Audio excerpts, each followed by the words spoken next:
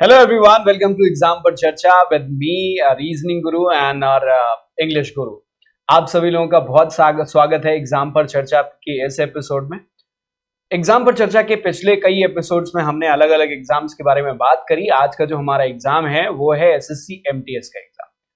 अभी सैटरडे को हाल ही में आपने 2 दिन पहले देखा होगा कि एसएससी एमटीएस की वैकेंसी आई है।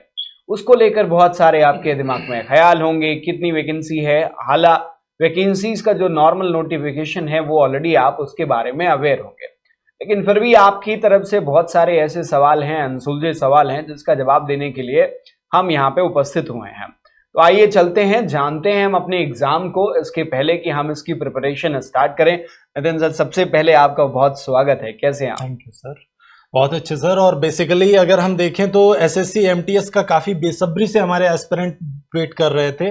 और एवन सर सबसे अच्छी बात यह है इस एग्जाम की, जो 10th पास स्टूडेंट है वो भी कहीं उनके लिए भी अपॉर्चुनिटी आ जाती है। बिल्कुल बिल्कुल। और हमें लगता है कि 10th पास, जैसे कई बार ऐसा होता है ना कि जैसे 10वीं में ही आपके पास एक अलग सी एनर्जी होती है।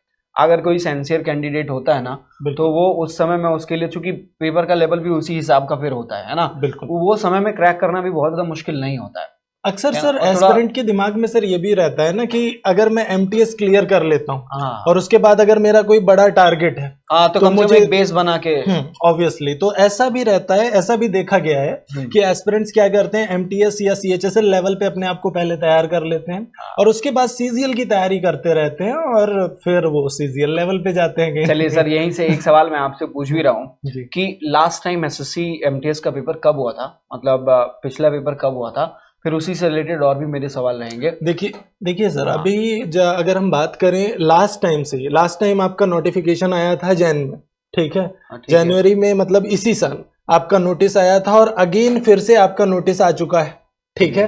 तो अब अगर हम बात करें यहाँ पे तो एग्जाम का लेवल, देखिए अभी एग्जाम का पैटर्न एमटीएस का कहीं ना कहीं चेंज हुआ है और वो कहीं ना कहीं हमारे एस्पिरेंट्स में थोड़ा सा प्रॉब्लम भी है उसको लेके कि सेशन वाइज कैसे कट ऑफ बनना है, कैसे मेरिट बननी है, उन सारी ही चीजों पे हम लोग अभी डिस्कशन कर लेंगे। सब्जेक्ट वाइज कि किस तरह से मेरिट बननी है हमारे एस्पिरेंट्स की, किस सेक्शन से कितने मार्क्स आने, और इवन एक ड्रास्टिक चेंज हुआ था लास्ट टाइम, उस पर भी हम लोग बात जैसा करेंगे। आपको पता है कि जो थोड़ा पैटर्न में भी चेंजेस हैं, तो क्या प्रीवियस ईयर पेपर के क्वेश्चंस करने हमारे लिए फायदेमंद रहने वाले हैं इसमें?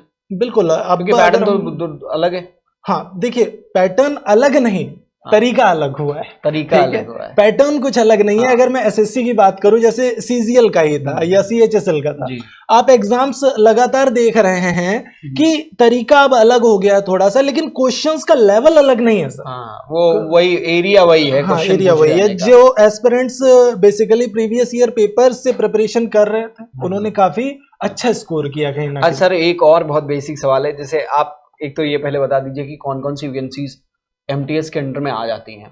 बिल्कुल, और फिर उसके बाद आगे बढ़ाते हैं। बेसिकली अब यहाँ पे आपको 2 टाइप की वैकेंसी मिलती है। एक तो आपकी मल्टीटास्किंग स्टाफ की वैकेंसी रहती है एमटीएस के थ्रू, दूसरी आपकी हवलदार की वैकेंसी रहती है। मल्टीटास्किंग स्टाफ में वर्क प्रोफाइल क्या होता है? सर बेसिकली वर्क प्रोफाइल एक टाइप से एक ऑफिस बॉय हो गया, ठीक है। अच्छा। वर्क प्रोफाइल में कि आपको ऑफिशियल वर्क्स करने पड़ते हैं, फाइल से रिलेटेड, क्लरिकल पोस्ट के नीचे आने हाँ हम मान सकते हैं, क्योंकि अगर हम सीएचएसएल के थ्रू जाते हैं तो हम क्लरिकल पोस्ट के लिए कहीं ना कहीं क्वालिफाई करते हैं, तो ये उसके नीचे की ही पोस्ट है। हालांकि वर्कलोड की अगर मैं बात करूं तो बहुत ज्यादा नहीं रहता है एस्पिरेंट्स के पास, और यही एक एडवांटेज भी बनाता है इस जॉब के लिए कि जो एस्पिरेंट्स कहीं ना कहीं एमटीएस की तैयारी कर रहे हैं या फिर जॉब कर रहे हैं एमटीएस का, तो साथ ही साथ वो बड़े एग्जाम्स के लिए भी आसानी से तैयारी कर पाते हैं। नहीं, बहुत सारे ऐसे बच्चे हैं जो अभी जैसे 10वीं पास किया, 10वीं पास करने के बाद एक कॉम्पिटिटिव जो मोड होता है ना, बिल्कुल वो शायद नहीं होता है। तो उन बच्चों को आप क्या कहेंगे जो अभी उनका 10th क्वालिफाई हुआ है, they are pursuing their 11th and 12th में भी वो ऐसा कर रहे होंगे कि 10वीं 11वीं की परीक्षा, मतलब आगे तैयारी कर रहे होंगे, स्कूलिंग कर रहे होंगे अपनी। उन बच्चों के दिमाग में जो कॉम्पिटिटिव माइंडसेट है, क्योंकि ये तो है प्योर कंपटीशन, ऑब्वियस, उसको वो कैसे डेवलप करे और उसके लिए वो क्या करे? देखिए सर, सबसे पहली चीज तो मैं आप सभी को ये सजेस्ट करूंगा कि पहली चीज तो 18 to 25 है, ईयर्स की आपकी एज लिमिट होनी चाहिए। ठीक है। तो अब 10th तो ज्यादातर एस्पिरेंट्स क्वालिफाई कर देते हैं, लेकिन एज की तरफ से डिस्क्वालीफाई होंगे। हाँ बिल्कुल। तो कम से कम आपका 18 ईयर्स का होना सबसे पहले तो जरूरी है फॉर्म अप्लाई करने के लिए। तुरंत 10th के बाद नहीं कर सकते जब तक आप 18 ईयर्स के नहीं है। ठीक है। दूसरा पॉइंट ये है कि जो बिगिनर्स हैं, सपोज जो फर्स्ट टाइम अभी एग्जाम देने वाले हैं, या अब वो सोच रहे हैं कि ठीक है मैं एमटीएस की एक पोस्ट ले लेता हूँ, एक पोस्ट तो मुझे ले लेनी है, 1500 प्लस हमारे पास वैकेंसी है। ठीक है। तो अब उनको सबसे पहली चीज तो प्रीवियस ईयर पेपर्स को उठाना चाहिए। हाँ। कम से कम आप ये देखिए अभी आप कहाँ पे हैं, अभी आप कहाँ पे खड़े हुए हैं मैथमेटिक्स के लेवल में, रीजनिंग के लेवल में, जीए के लेवल में, इंग्लिश के लेवल में, आपकी प्रिपरेशन अभी है कैसी? हाँ। उसके बाद आप स्टार्ट करिए। मे भी ऐसा भी हो सकता है कि वो अभी किसी भी लेवल पे ना हो, पहला कॉम्पिटिटिव, क्योंकि ये जो पेपर है ना सर, ये 10th लेवल का होने की वजह से हम ये एज्यूम करके चल रहे हैं कि बहुत सारे ऐसे बच्चे होंगे जो इस एग्जाम को ही पहली बार दे रहे हैं, मतलब ये उनका पहला कॉम्पिटिटिव एग्जाम होगा। तो मैं उस रिस्पेक्ट में ही भी बात कर रहा था कि उनको किस माइंडसेट के साथ इस चीज को लेकर उतरना चाहिए। देखिए सबसे पहली चीज आप 2 महीने हैं। हाँ बिल्कुल, आपको ये दिमाग में रखना होगा कि अगर आप बिगिनर हैं तो जरूरी नहीं है कि बाकी सब भी बिगिनर हैं जो एग्जाम सेंटर में पहुंचे हुए हैं। सबसे पहली चीज ये डराने का पॉइंट नहीं है, ये एक जनरल फैक्ट। हाँ। ठीक है कि जो सीजीएल का प्रिपरेशन उसी हिसाब से प्रिपेयर होना चाहिए ऑब्वियसली। तो आपको आपकी प्रिपरेशन अगर कम है तो सिलेक्शन नहीं होगा, ये फैक्ट है। क्योंकि मेरिट भी सर अगर हम प्रीवियस ईयर्स की देखें तो काफी अच्छी जा रही है। अलग अलग स्टेट की, चलिए सर मेरिट की बात भी कर लेते हैं। बिहार जैसे सर ने बोला है, तो बिहार का जो मेरिट था वो 93.06 था। यूपी का मेरिट, फिर उसके बाद हम लोग कंटिन्यू करेंगे, है ना सर? बिल्कुल। जो यूपी का मेरिट था दैट वाज 81.47, 81.47 जो है वो आउट ऑफ 100 की बात हो रही।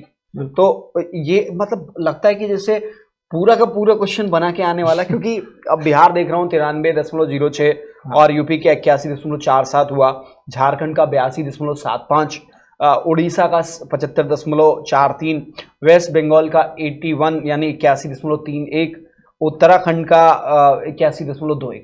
तो कहीं ना कहीं ये, अब अगर मैं बिहार को छोड़ दूं तो सर बाकी सारे तो वो 80 से लेकर फिर ये 95 तक सब कुछ जा रहा है।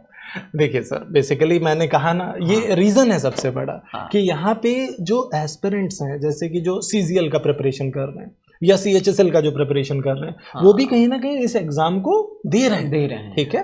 तो इस अकॉर्डिंग आपको भी ये चीज दिमाग में रखनी है। और दूसरी चीज, अगर आप एसएससी लेवल पे अपने आप को तैयार कर रहे हैं, तो अगर आप बड़े लेवल पे अपने आप को तैयार कर रहे हैं तो छोटे लेवल के एग्जाम तो ऑटोमेटिकली आप अच्छे स्कोर के साथ निकालते हैं। और ऐसा भी देखा गया है सर कि बहुत सारे एस्पिरेंट्स ऐसे होते हैं जो एग्जाम देते हैं, क्लियर करते हैं, लेकिन उसके साथ ही साथ उनकी दूसरी पोस्ट के लिए वो क्वालिफाई हो जाते हैं, तो वो जॉब नहीं करने जाते या ज्वाइनिंग नहीं लेने जाते। ऐसा भी अक्सर देखा गया है। ठीक है।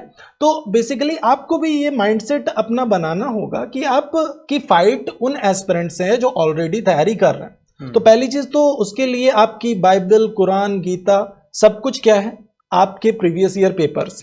सबसे पहले ये समझिए कि आपको प्रीवियस ईयर पेपर्स उठाने हैं और देखना है कि किस तरह के क्वेश्चंस बन रहे हैं।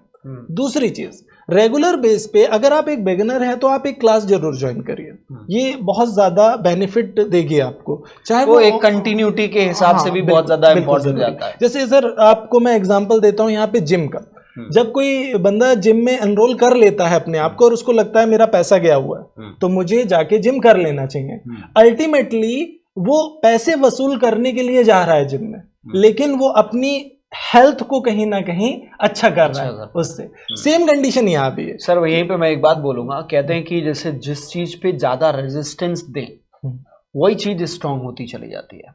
बिल्कुल। तो यदि आप जैसे हम बॉडी में रेजिस्टेंस लगा के करते हैं तो बॉडी स्ट्रांग होती चली जाती है। बिल्कुल। अगर आपको प्रिपरेशन करनी है तो फिर ज़हीनी तौर पे वही काम करने की जरूरत होती है ताकि आप स्ट्रांग होते चले जाएं। बिल्कुल। और जैसा आपने कहा कि प्रीवियस ईयर पेपर को हम एक साथ उठा लें, बिल्कुल, और उससे हमें आइडिया लग जाएगा। आप में भी नए बच्चे हो सकते हैं, लेकिन ऐसा नहीं है कि वो दिमाग आपके पास नहीं है। बिल्कुल, वो दिमाग उन्हीं के पास जो है, जो ऑलरेडी प्रिपरेशन कर रहे हैं, वही दिमाग हमारे अपने पास भी, आपके पास भी है। बिल्कुल। बस आपको ये सोचने की जरूरत है ना कि उनको मैच करने के लिए हम कितनी प्रिपरेशन कर लें कि उसी लेवल पे पहुंचा। देखिए टॉपर्स कहीं अलग से नहीं आते, टॉपर्स आप में से हैं सर। बहुत बार तो बिल्कुल नया बच्चा सर आके आता है, I came I saw and I conquer वाला हिसाब किताब, पहुंचे पहली बार देखा, अच्छा ये है पेपर, जी भैया तैयारी शुरू हो गई, 2-3 महीने दिए जम के रगड़ के पढ़ना उसको कहते हैं, पढ़ा बिल्कुल डेडिकेटेड। और वैसा पढ़ने का मतलब ये हो ना कि आपने को मालूम है कि यही है रास्ता, ये है अपना फिक्स है, ये हमको स्टेप में करना है। पर वो रगड़ के पढ़ाई तब होती है जब आपका प्लान होता है सर।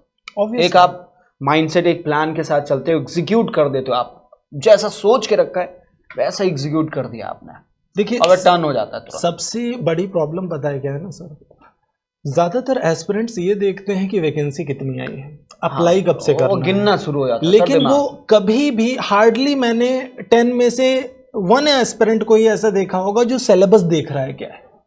बहुत सारे एस्पिरेंट्स ऐसे हैं जो सिर्फ ये देखते हैं कि ये सब्जेक्ट इतने मार्क्स का आ रहा है, अब उसके अंदर वो कभी नहीं देखते कि किन किन टॉपिक से क्वेश्चंस पूछे जाएंगे। जब तक आप सिलेबस नहीं देख रहे हैं आपके दिमाग में बेसिक आइडिया कैसे बनेगा मुझे कौन से टॉपिक्स पढ़ने हैं। अब मैं आपसे कह रहा हूं कि ये आएगा, आपने मान लिया, इससे मानने से नहीं होगा ना। आप नोटिफिकेशन में देखिए ना उस चीज को कि सिलेबस के अंदर क्या क्या रहा है। अगर इंग्लिश आ रहा है तो इंग्लिश के अंदर कौन कौन से सेक्शंस हैं जिन पे मुझे प्रिपेयर करना है अपने आप को। साथ ही साथ चाहे हम रीजनिंग की बात करें, चाहे हम मैथमेटिक्स की बात करें, सबसे पहले आप देखिए नोटिस के अंदर सिलेबस क्या है। हालांकि हम लोग भी डिस्क्राइब कर देंगे उन सारी चीजों को, और आपको क्या करना है, उन चीजों पे फोकस करना है। लिमिटेड पढ़िए, मतलब ऐसा नहीं है कि आप सब कुछ पढ़ लेंगे तो सब कुछ एग्जाम में आ जाएगा, ऐसा नहीं है। अगर आपने लिमिटेड भी पढ़ाई की और अच्छे से की है तो फिर आप आसानी से एग्जाम निकाल सकते हैं। जैसे अगर कहते हैं ना कि हजारों बुक्स को एक बार पढ़ने से अच्छा है एक बुक को अगर आप 1000 बार पढ़ लें ये तो ज्यादा अच्छे से आप इंप्रूव हो जाएंगे। बिल्कुल बिल्कुल, यानी जो जाएगा आपके दिमाग में वो सटीक तरीके से जाएगा। सर मुझे क्या लगता है ना कि ऐसे आपको घर बनाना है अगर ना, तो आपको पता है कि नींव से स्टार्ट करनी है, बिल्कुल, और उसमें सीमेंट भी लगेगा, ईंट भी लगेगी, बालू भी, रेत भी लगेगी, मोरंग भी लगना है, और एक भी चीज मिस करके हम उसको क्रिएट नहीं कर सकते। बिल्कुल। तो भाई मैंने घर बनवाना था, मैं सारी चीजें लेके आया, मेन इंग्रेडिएंट सीमेंट लेके आया ही नहीं, मुझे पता ही नहीं, मैंने कभी देखा ही नहीं। तो आप भी जब सिलेबस नहीं देखोगे ना तो सीमेंट हो जाएगी मिस, और फिर लास्ट मिनट में कुछ नहीं होता। एग्जाम है, ये नहीं है कि फिर रुक के आराम से करते रहेंगे, क्यों सर? बिल्कुल। चलिए सर, एक कुछ और चीजें हैं जिस पे हाईलाइट करने की जरूरत है। जैसे सर सेशंस को लेकर भी बहुत सारा यानी चूंकि जैसा आपने बोला कि तरीका बदल गया है, तो सेशंस को लेकर भी कुछ चीजें हैं। जैसे सेशन 1 में क्या रहेगा सर, उसके बारे में थोड़ा सा ब्रीफ करिएगा। देखिए सर, एक्चुअल में ये एग्जाम जो है मुझे तो लगता है कि अब थोड़ा आसान हो गया है पहले से। अगर मैं MTS की बात करूं तो हो सकता है ये इसलिए लग रहा हो क्योंकि इंग्लिश के बेस पे मेरिट बनने वाली है इस बार, ठीक है। अच्छा, पहले 25-25 क्वेश्चन आया करते थे। हाँ, पहले 25-25 क्वेश्चन, वो पूरा बदल दिया है। हाँ, तो अब देखिए पहली चीज तो ये है कि आपके 20 क्वेश्चन, जैसे सेशन 1 और सेशन 2 में आपका एग्जाम है, 45 मिनट्स के 2 सेशंस हैं आपके, मींस ओवरऑल 90 मिनट्स का आपका एग्जाम, ठीक है। सेशन 1 में अगर हम बात करें तो आपको रीजनिंग और मैथमेटिक्स का सेक्शन कहीं ना कहीं देखने के लिए मिलने वाला है, और यहाँ से आपको 20 क्वेश्चंस मिलेंगे, और ये 20 क्वेश्चंस कहीं ना कहीं 60 मार्क्स के होंगे, मतलब 3 टाइम्स मार्क्स मिल रहा है आपको। 1 क्वेश्चन 3 मार्क्स का बनने वाला है आपका। दूसरे अगर मैं सेशन की बात करूं, सेशन 2 की, तो यहाँ पे GA और इंग्लिश का सेक्शन आपको मिलने वाला है। अब यहाँ पे मार्क करने वाली बात यह है कि इंग्लिश लैंग्वेज एंड कॉम्प्रिहेंशन ऐसा कुछ आपको दिया हुआ है सब्जेक्ट के अंदर, मतलब कॉम्प्रिहेंशन, रीडिंग कॉम्प्रिहेंशन से रिलेटेड क्वेश्चंस भी आपको देखने के लिए मिलेंगे। देखिए ये बारीकियां हैं, बिल्कुल सब्जेक्ट के नेम से ही आप पहचान सकते हैं कि क्या क्या आने वाला है। तो आप सोचिए एक बार सिलेबस अगर आप देख ले तो चीजें और आसान बनने वाली हैं कहीं ना कहीं। अब यहाँ पे आपको 25 क्वेश्चंस मिलते हैं। 25 क्वेश्चंस आपके GA के रहते हैं और 25 क्वेश्चंस आपके इंग्लिश के सेक्शन से रहते हैं, और ये आपके 75 मार्क्स के होते हैं। तो सेशन 1 की बात करें तो ओवरऑल हमारा 120 मार्क्स का सेशन 1 है, और अगर हम ओवरऑल बात करें सेशन 2 की तो ये कहीं ना कहीं 150 मार्क्स का है। अब एक डाउट और रहता है सर एस्पिरेंट्स के अंदर कि क्या सर एक सेशन हो जाएगा, उसके बाद में क्या दूसरा सेशन। हाँ, कुछ टाइम मिलेगा बीच में या कुछ दिनों का टाइम मिलेगा क्या बीच में? हाँ, मैं मेरा सवाल सर अगला यही होने वाला था, क्योंकि जो सवाल बच्चे के हैं वही मेरा सवाल है, मैं तो इसीलिए बैठा हूँ। तो अब मैं सर कायदे से पूछ ही लेता हूँ आपसे कि सेशन 1 हो गया जी। ये पहले हम स्टेज 1 की बात कर रहे हैं, है ना? 2 स्टेज, कुछ एग्जाम्स में 2 स्टेज है, हाँ बिल्कुल, है ना? मतलब यानी रिटन के बाद ये ऑब्जेक्टिव टेस्ट के बाद भी एक स्टेज है, हाँ, उसके बारे में हम आगे बात करेंगे। बिल्कुल। तो स्टेज 1 में 2 सेशंस हैं आपके, सेशन 1 और सेशन 2, है ना? पहले सेशन में जैसे सर ने बोला मैथ्स और रीजनिंग रहेगी 20 मार्क्स, 20 क्वेश्चन, 60 मार्क्स के लिए दोनों ही सब्जेक्ट, मतलब 120 मार्क्स, है ना सर? 40 क्वेश्चन, 45 मिनट रहेगा इसके लिए, हाँ 45 मिनट।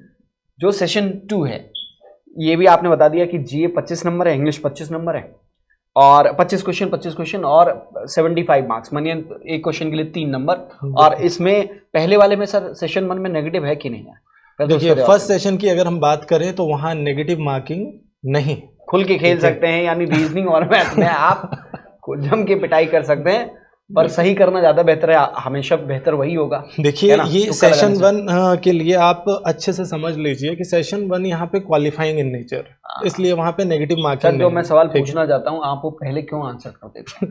पर अच्छा है, यानी पहला सेशन जो है वो क्वालिफाइंग है। हाँ, सेकेंड वाला सेशन उसके बेस पे आपकी मेरिट बनने वाली है कहीं ना कहीं। तो ये मेरिट सेकेंड स्टेज 2 के लिए, जिनमें स्टेज 2 होगा, हाँ जिनमें स्टेज 2 है वहां पे आपके ये सेशन 2 जो है उस बेस पे आपकी मेरिट बनेगी। और जो जहां पे सेकंड स्टेज नहीं है, जैसे एमटीएस की पोस्ट की अगर हम बात कर दें तो स्टेज 2 वहां पे नहीं है, तो वहां पे आपकी मेरिट ही इसी बेस पे बन जाएगी, 150 मार्क्स के आधार पे ही आपका फाइनल सिलेक्शन की ओर बढ़ जाएंगे कहीं ना कहीं। सर एक सवाल और मेरे दिमाग में, यार इसके पहले कि आप आंसर कर दें मैं आपसे पूछ ही लेता हूँ कि इसके जो पहले जो फॉर्मेट था पेपर का, उसमें क्या इसी मतलब अगर चारों सब्जेक्ट हुआ करते थे, तो चारों सब्जेक्ट हुआ करते थे तो मेरिट जो बनती थी वो उस हिसाब से उन सब्जेक्ट्स को लेकर बनती थी।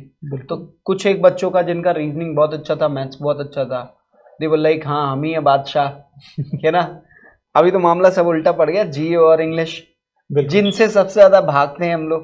बिल्कुल, आपको लगता है ऐसा, या स्टूडेंट जनरली जीए और इंग्लिश ऐसे दूर से साष्टांग प्रणाम करके कहते हैं बस ठीक है तुम्हारा भला, तुमसे निपट लेगा तो समझो एग्जाम निपट ले। अब ये तो क्वालिफाइंग नेचर का हो गया सर आपके हिसाब से, मतलब ये एमटीएस के हिसाब से हो गया, क्या करेगा बच्चा?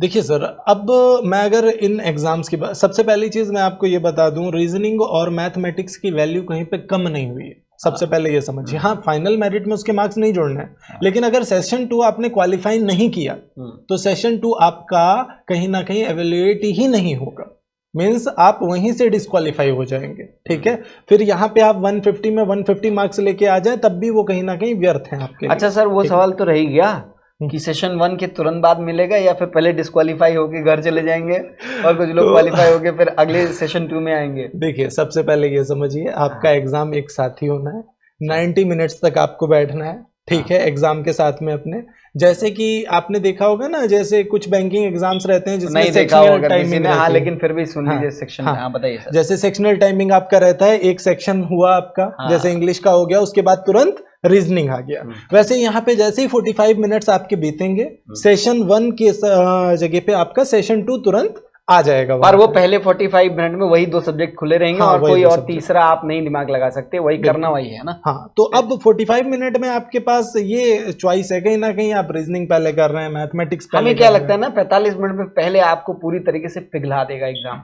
मतलब दिमागी तौर पे रीजनिंग और मैथ से आपको पहले जो है पारा आपका थोड़ा सा नीचे ले आएगा, फिर उसके बाद आपको अंग्रेजी और जीए का बम्बार्ड करेगा।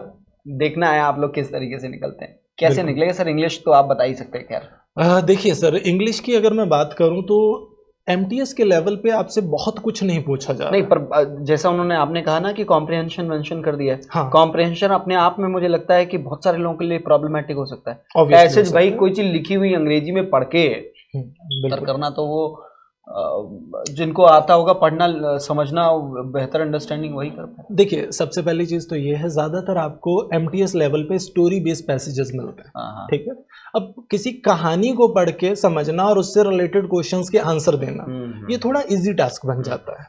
हाँ, मैं आपको सजेस्ट ये जरूर करूंगा कि आप प्रैक्टिस जरूर करते रहिए, प्रैक्टिस बिल्कुल। करते रहिए, थोड़ा बहुत रीडिंग करते रहिए, थोड़ी कहानियां वगैरह पढ़ते रहिए। जैसे इंग्लिश की बुक्स रहती हैं, लाइक 7th 8th क्लास की भी अगर आप बुक थोड़ी बहुत पढ़ते हैं, रीड आउट करते हैं रेगुलर बेस पे, जैसे ज्यादातर एस्पिरेंट से बोला जाता है न्यूज़पेपर पढ़ो, अब न्यूज़पेपर डेली नहीं हो पा रहा, या फिर न्यूज़पेपर बाउंस हो जा रहा है, काफी टफ वर्ड्स आ जा रहे हैं उसमें, तो आप सबसे पहली चीज तो रीडिंग की हैबिट डालना शुरू करो, इंग्लिश के पॉइंट ऑफ व्यू पे अगर मैं बात करूं। दूसरा, वोकेब सेक्शन के लिए आप प्रीवियस ईयर पेपर्स को रेफर करो, ज्यादा से ज्यादा प्रीवियस ईयर की वोकेब उठाओ। और ये फैक्ट है कि चाहे मैं सीजीएल की बात करूं, चाहे सीएचएसएल की, चाहे एमटीएस की, आपको कहीं ना कहीं रिपीटेड वोकेब्स देखने के लिए मिलती हैं एग्जाम में। सेम मुझे लगता है जनरल स्टडीज में भी सेम कुछ हिसाब किताब रहता है कि प्रीवियस ईयर पेपर अगर आपने कर लिया, बिल्कुल, और चूंकि बहुत बिल्कुल सीधे क्वेश्चंस आते हैं एमटीएस में, एसएससी सीजीएल में भी तो भी थोड़ा सा डेप्थ में आता है, पर सीजीएल में बिल्कुल सामने वाले क्वेश्चंस होते हैं, बिल्कुल। तो जीएस में भी हाँ, अगर हम एमटीएस लेवल पे बात करें तो वन लाइनर क्वेश्चंस आपको ज्यादातर देखने के लिए मिलते हैं, ठीक है, कि अब वहां पे वैसे नहीं रहता मैच द कॉलम करो एंड ऑल, ये सीजीएल में कुछ क्वेश्चंस इस तरह के आ गए थे इस बार। सर नेगेटिव मार्किंग, सर अब सेशन 2 के बेस पे, क्योंकि आपका फाइनल मेरिट बन रहा है हमारे एस्पिरेंट्स का, तो यहाँ नेगेटिव मार्किंग है, और वो भी अच्छी वाली नेगेटिव मार्किंग। सर मुझे ऐसा बड़ी विडंबना सा लग रहा है, जैसे ऐसे ये देख के लग रहा है कि जैसे एग्जामिनर खेलने की कोशिश कर रहा हो। पहले आपको मैथ्स और रीजनिंग दे दे रहा है बिना कट ऑफ के, पहले 45 मिनट आप बिना कट ऑफ के हैं, मतलब सॉरी कट ऑफ कह रहा हूँ, बिना नेगेटिव मार्किंग के हैं। इसमें नेगेटिव मार्किंग है नहीं। पहले 2 में आपको एकदम खुला छोड़ दिया कि भाई तुमको कर लो, तुम्हें जो करना है। अब दिमाग में कहीं किसी के ये चल रहा है, सेशन 2 में आया, सेकंड सेशन में अभी भी दिमाग में वही सेशन 1 वाला सेट अगर है कि कोई नेगेटिव मार्किंग नहीं है, तो धोखा बहुत बड़ा हो सकता है, इसलिए सावधानी रखने की जरूरत है। ये ऐसा लगता है जैसे कोई प्लान करके, कोई गेम प्लान करके बैठा हो बच्चों के साथ। सर एक और आप सवाल कर लेते, स्टेज 2 का क्या हिसाब किताब है, किन के लिए होगा? देखिए, हवलदार जो ग्रेड है आपकी, उनके लिए फिजिकल एफिशिएंसी टेस्ट होने वाला है स्टेज 2 में, ठीक है। अब आपको कहीं ना कहीं 1600 मीटर्स चलना है, पैदल चाल है वैसे ये, और 15 मिनट्स के अंदर चलना है। और 1600 metres I think it's not a hard task, आसानी से आप कर सकते हैं इतना, पर इसके लिए अभ्यास अभी से करना कुछ तो करना ही पड़ेगा। रेगुलर बेस पे आपको चलना चाहिए, क्योंकि अगर आपकी आदत नहीं है तो 1 किलोमीटर भी ज्यादा लगने लगता है, ये तो 1 किलोमीटर के काफी ऊपर है। और अगर मैं फीमेल्स की बात करूं तो उनको 1 किलोमीटर 20 मिनट्स में चलना है, ठीक है, चलने का काम है यहाँ पे। 1600 मीटर 15 सेकेंड में 15 मिनट में मेल्स के लिए। हाँ, तो सर स्पीड कितनी होगी? अब स्पीड तो कैलकुलेट करिए आप। ये मुझे लग रहा है 100 मीटर 100 एंड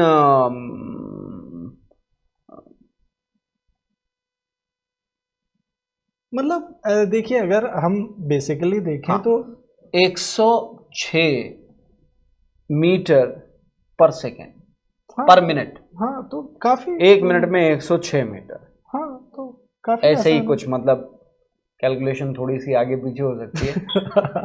एमटीएस में तुक्का मत लगाना, मेरी तरीके से रीजनिंग में बदले, आंख बंद करके सोचा अच्छा ये लग रहा है, नहीं है सर। कुल मिला के थोड़ा बहुत अगर आप चल फिर रहे हैं, और यहाँ पे 25 इयर्स तक का है सर एज लिमिट, तो 25 इयर्स का बच्चा जो है आराम से, वो अगर 2 किलोमीटर भी होता नहीं है तब भी आसानी से चल जाता है। चलना ही है, ये तो चलने जैसा ही लग रहा है। हाँ, तो इसीलिए पैदल चाल जैसा ही वहाँ पे मेंशन्ड भी है कहीं ना कहीं, ठीक है। तो और वो ब्रिस्क वॉक जैसा होगा, थोड़ा तेज कदम बढ़ा के चलना। एक चीज आपको मैं सभी को सजेस्ट करूंगा, जो आपका सेशन 2 का पार्ट है उसमें माइनस मार्किंग आपकी 1/3 की है। 1/3 का मतलब ये है पर क्वेश्चन आपको 3 मार्क्स मिलने वाले हैं, एक कटेगा, एक कट जाएगा आपका, तो मतलब 1/4 भी नहीं है, 1/3 है, याद रखिए। माइनस मार्किंग काफी ज्यादा है, तो कोशिश करिए कि गैस वर्क से बचिए। मैंने पहले ही कह दिया सर, वो तो खेल रहा है इनके जज्बातों से। पहले 2 सेशन में उसने कोई नेगेटिव नहीं दिया, बोला कि कुछ लोगों को हाथ चला लेने दो अपना फ्री होके। मैथ्स और रीजनिंग में तो आपको कुछ कह ही नहीं रहा है, वो कुछ भी नेगेटिव नहीं दे रहा। पर सलाह यही है कि सर नेगेटिव से बचोगे, आपको मतलब तुक्के से तो बचना ही बचना है, भले हो या ना हो, नहीं तो दूसरे वाले में पता चले वहां पे भी आके पहले वाले के सेशन। अगर आप टाइम देखें सेकंड सेशन में, तो इंग्लिश और जीए का सेक्शन आपको एक साथ मिल रहा है, मतलब 45 आपके पास टाइम जो है मोर देन सफिशिएंट। 50 क्वेश्चन के लिए 45 मिनट, क्योंकि जीए के जो क्वेश्चन होंगे वो सीधे सीधे होंगे, पढ़ना होगा, आ रहा है तो आ रहा है, नहीं आ रहा है तो नहीं आ रहा है। अब उसमें ये नहीं बैठ के सोच पाएंगे आप कि 1 घंटे सोच रहे हैं, अच्छा कोई तरीका आ जाए, कोई ट्रिक याद आ जाए, ऐसा तो नहीं है ना। फिर वहां पे आपको ऑप्शंस दिख रहे हैं, आपको स्ट्राइक कर गया तो स्ट्राइक कर गया, नहीं किया तो नहीं किया, छोड़ के आगे बढ़ेंगे। और इंग्लिश में तो करना पड़ेगा। हाँ, तो थोड़ा बहुत आपको इंग्लिश में टाइम लग सकता है, लेकिन देखिए जीए के सेक्शन में आप hardly 5 to 10 minutes I think sufficient है 25 क्वेश्चंस को देखने के लिए। ठीक है, बाकी आप इंग्लिश करते हुए कोई आइडिया बन गया माइंड में, एक ऑप्शन देखा था आपने, अच्छा ये वाला आंसर लग रहा था उसका, चलो पिक कर देते हैं जाके, तो ऐसा कुछ हो सकता है। वरना आपको लगभग सारा टाइम आपका 30 मिनट्स के आसपास तो आराम से इंग्लिश के लिए मिल जाएगा सेशन 2 में। हवलदार के लिए सर एज का थोड़ा ज्यादा है। हाँ, हवलदार के लिए आपको कहीं ना कहीं 2 years एक्स्ट्रा मिल रहा है, 27 मिल जाएगा, 27 तक आप अप्लाई कर सकते हैं, 18 से 27। और जो आपके MTS हैं वो 18 से 25 साल तक। तो और कुछ बचा सर? नहीं, लगभग तो सारी चीजें क्लियर ही हो गई बच्चों को। और बाकी अगर आपके दिमाग में कोई भी डाउट बच रहे हैं अभी फिलहाल, अभी रेगुलर सेशंस आपके होने वाले हैं SSC MTS को लेके, जहां पे हम आपके सारे डाउट्स को क्लियर करने वाले हैं step by step. Subject wise भी डाउट क्लियर करेंगे, डोंट वरी। तो उसके लिए भी आगे आपको एपिसोड्स मिलते रहेंगे। आई थिंक आज के लिए बस इतना ही है। बिल्कुल, आपको लिंक मिल जाएगा डिस्क्रिप्शन में, आप अपने डाउट्स को लिंक में जरूर फिल कर देंगे, जिससे कि अगले सेशन में वो डाउट्स आपके पिक कर लिए जाएं। और जो आपके सवाल होंगे तो जरूर पूछिएगा, इनफैक्ट आप कमेंट बॉक्स में भी डाल देंगे तो भी चलेगा। आज के लिए प्यारे बच्चों बस इतना ही। अगले सेशन में आपसे मुलाकात होती है और नेक्स्ट सेशन में हम डिस्कशन करेंगे जो आपकी प्रिपरेशन है उसको लेकर। तो हमारे एक्सपर्ट्स के साथ उम्मीद कर रहे हैं कि आपको यह सेशन अच्छा लगा होगा। अच्छा लगा हो लाइक ज़रूर करिएगा, शेयर कर दीजिएगा जहाँ पे भी पॉसिबल है। और यदि चैनल को अभी तक सब्सक्राइब नहीं किया है, सब्सक्राइब द चैनल। इस एग्जाम की प्रिपरेशन के लिए आपको all the best. Thank you so much. Subscribe now and press the bell icon. Never miss an update.